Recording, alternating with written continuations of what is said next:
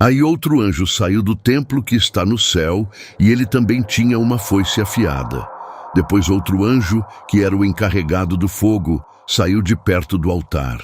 Com voz forte, ele gritou para o anjo que tinha a foice afiada: "Use a foice e corte os cachos de uvas da videira da terra, pois as uvas estão maduras." Então o anjo passou a foice sobre a terra, cortou os cachos de uvas da videira e os jogou no tanque da violenta ira do Eterno Pai, onde as uvas são pisadas. As uvas foram pisadas no tanque que ficava fora da cidade, e o rio de sangue que saiu desse tanque tinha 300 quilômetros de comprimento por 1,5 metros de fundura. Depois disso vi no céu outro sinal misterioso, grande e espantoso.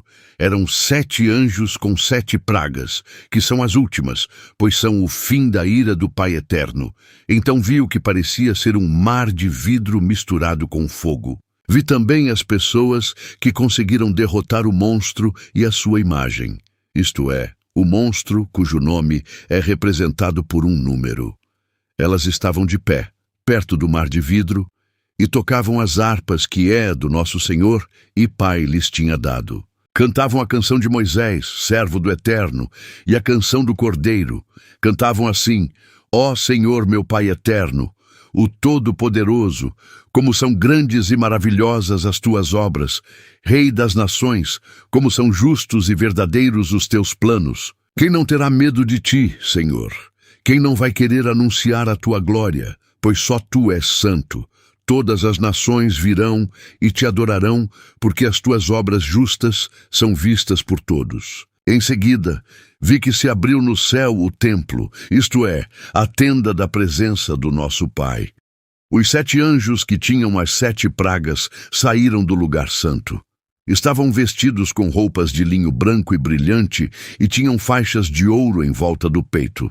Então um dos 4 seres vivos deu aos 7 anjos 7 taças de ouro cheias da ira do Eterno, aquele que vive para todo o sempre. O templo ficou cheio da fumaça da glória e do poder do nosso Pai, e ninguém podia entrar nele até que chegassem ao fim as 7 pragas trazidas pelos 7 anjos. Depois ouvi uma voz forte falando de dentro do templo, dizendo aos 7 anjos: "Vão e derramem sobre a terra as 7 taças da ira do Eterno Pai."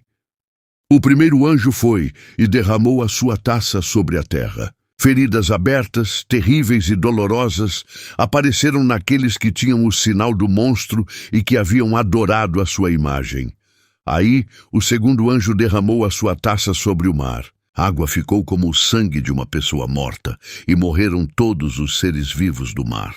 Então o terceiro anjo derramou a sua taça sobre os rios e nas fontes de água, e eles viraram sangue. Eu ouvi o anjo que tinha autoridade sobre as águas dizer: "Tu és justo nos teus julgamentos, ó meu Pai Eterno Santo, que és e que eras. Os maus derramaram o sangue do povo do Eterno e dos profetas, e por isso tu lhes deste sangue para beber. Eles estão recebendo o que merecem." Aí ouvi uma voz que vinha do altar. A voz dizia: "Ó Senhor, nosso Pai Eterno, Todo-Poderoso, os teus julgamentos são de fato verdadeiros e justos." Depois, o quarto anjo derramou a sua taça sobre o sol, e ele recebeu licença para queimar as pessoas com fogo.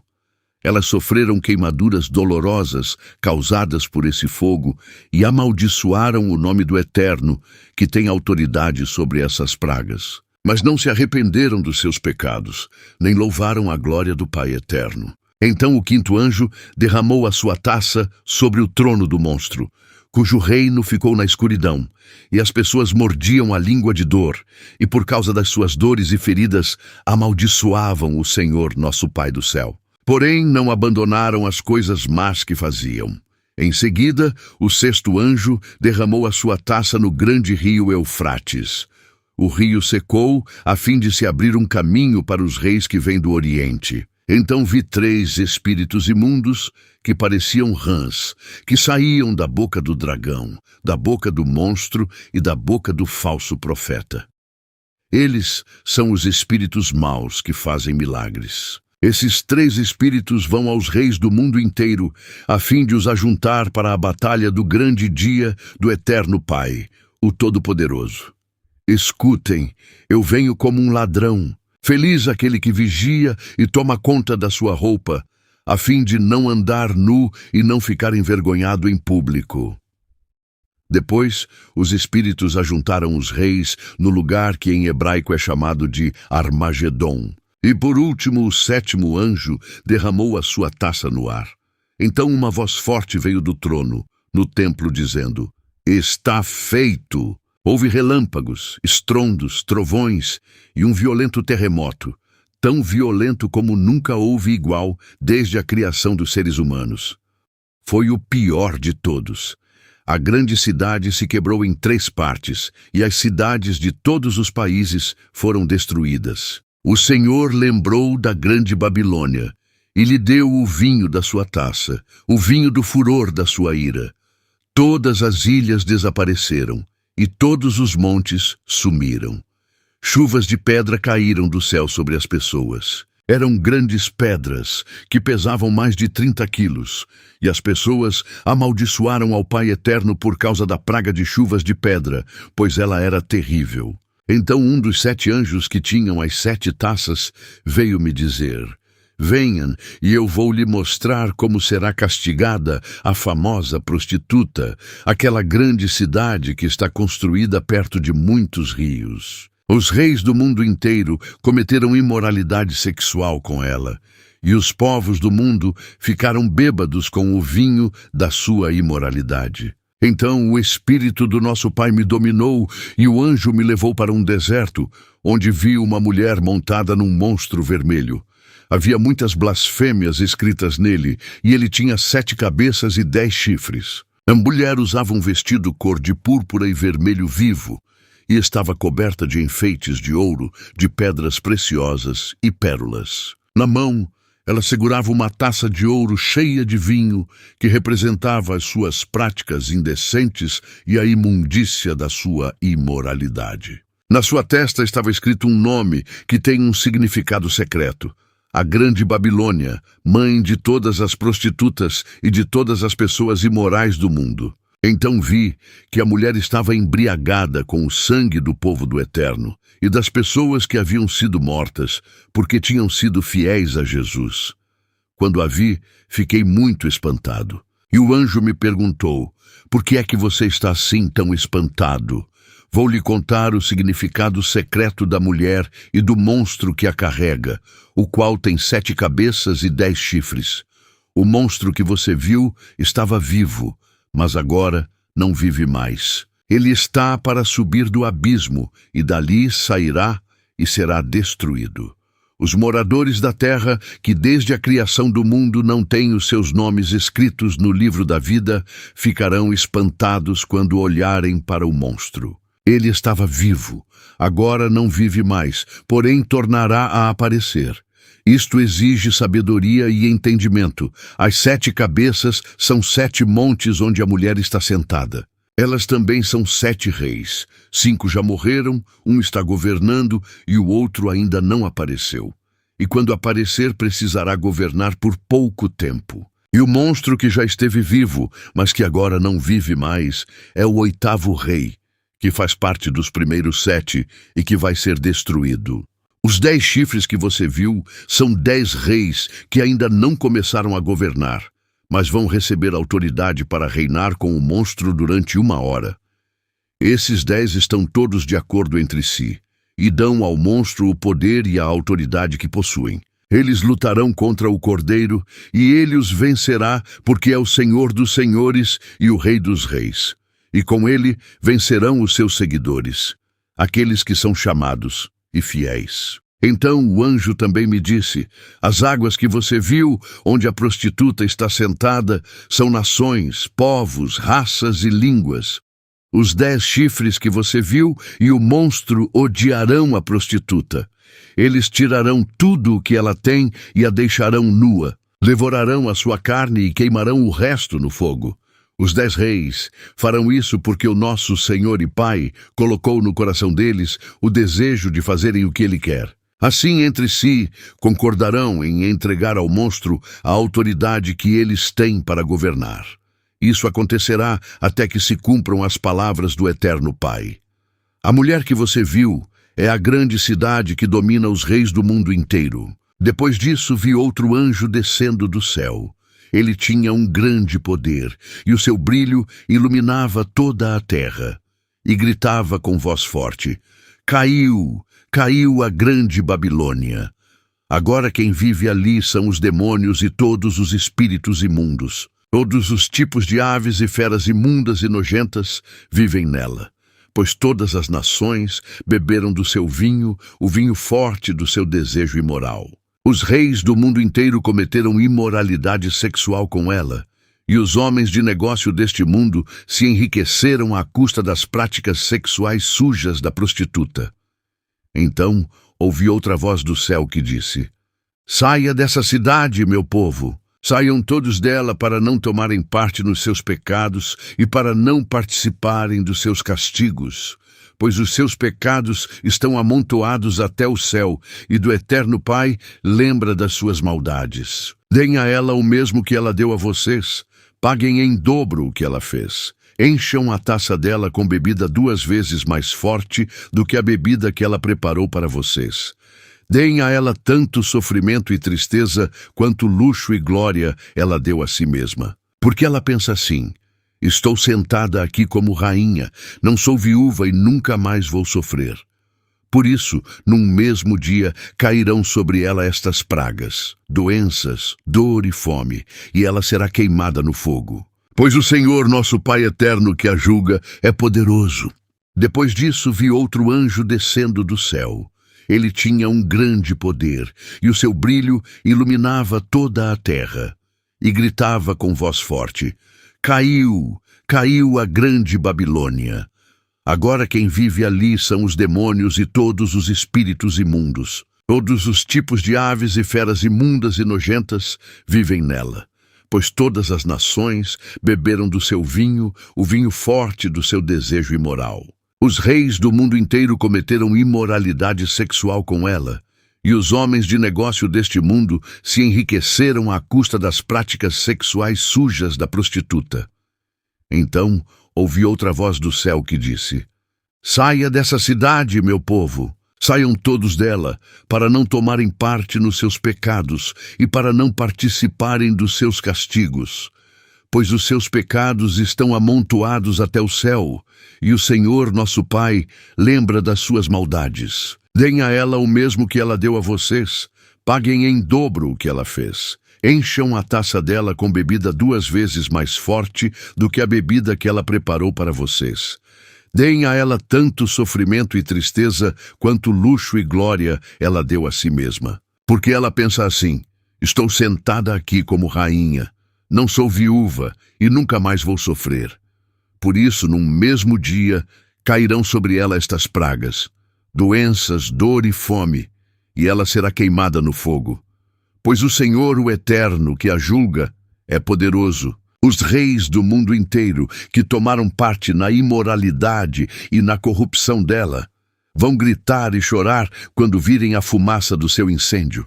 Eles ficam de longe porque têm medo de tomar parte no castigo que ela vai sofrer e dizem: Ai de você, Babilônia, grande e poderosa cidade! Em apenas 1 hora você já foi castigada. Os comerciantes do mundo inteiro também gritam e se lamentam por causa dela, porque ninguém mais compra os produtos deles. Ninguém compra o seu ouro, prata, pedras preciosas e pérolas, nem o seu linho finíssimo, a sua púrpura, a sua seda e a sua lã vermelha. Nem qualquer espécie de madeira rara ou qualquer tipo de objetos feitos de marfim e de madeira cara, de bronze, ferro e mármore, nem canela, cardamomo, incenso, mirra ou perfumes. Ninguém compra o seu vinho, azeite, farinha de trigo e trigo em grão, nem gado e ovelhas, cavalos e carruagens, nem escravos ou outros seres humanos. Os comerciantes dizem à cidade: Acabaram todas aquelas coisas boas que você tanto desejava, e você perdeu para sempre toda a riqueza e toda a fama que possuía, e não as encontrará mais. E os comerciantes, que se tornaram ricos negociando naquela cidade, ficarão de longe, com medo de serem castigados junto com ela. Eles vão gritar e lamentar assim: ai da grande cidade! Ai da cidade que estava vestida de linho finíssimo, de púrpura e de lã vermelha, e que se enfeitava com joias de ouro, com pedras preciosas e com pérolas. Em somente 1 hora, ela perdeu toda a sua riqueza. Todos os capitães de navios e todos os passageiros, marinheiros e outros que ganham a vida no mar ficaram de longe. Então, vendo a fumaça do incêndio da cidade, gritaram: nunca houve uma cidade igual a esta grande cidade. Em sinal de tristeza, eles jogaram pó sobre a cabeça, choraram e gritaram assim: ai da grande cidade! Ai da cidade onde, à custa da sua grande riqueza, se enriqueceram todos os que tinham navios no mar, e em apenas 1 hora ela perdeu tudo. Alegrem-se, ó céus, por causa da destruição dessa cidade.